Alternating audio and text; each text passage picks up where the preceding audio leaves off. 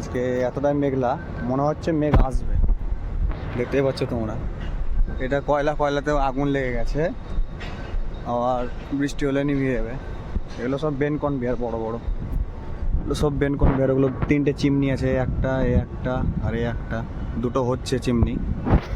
তো আজকে তোমরা বলছিলে বারবার যে কি কাজ হয়, কি হয় ওখানে, কি তৈরি হয়, তার জন্য একটা ছোট্ট ব্লগ বানাচ্ছি, বলছি তোমাদেরকে।